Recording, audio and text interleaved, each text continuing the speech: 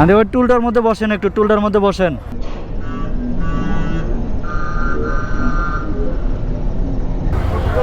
আপনার উচিত মহিলাটারে অন্তত একটা বলে দেওয়া।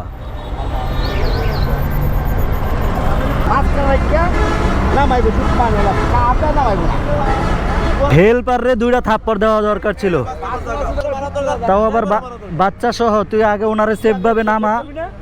দাদা কি করবেন ওই মাছ আমি পিটাই সময় খানকে মুরব্বী মানুষ মহিলা এর ধরে হাঁটে এর ওই আইল্যান্ডের গাড়ি থামাইয়া পরে নামাই এটির মানে ইচ্ছা মতো বাইরান দরকার।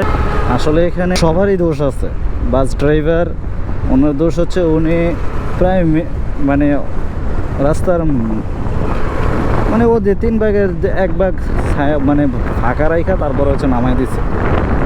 আর আরেকটা বিষয় হচ্ছে কি, যেই গাড়িটাতে লাগছে সেই গাড়িটাও কিন্তু রং সাইডে আসছে। তো ওনার উচিত ছিল যখন বাসটা থামাইছে তখন একটু ধীরে ক্রসিং করা। আর মহিলাটার দোষ হচ্ছে, মহিলাটা যেহেতু বাচ্চা নিয়ে রাখছে, আসলে উনি করছে মানে খেয়াল করতে পারে নাই গাড়িটা আসলে ওনার পায়ের উপরে দিয়ে চাকা চলে গেছে।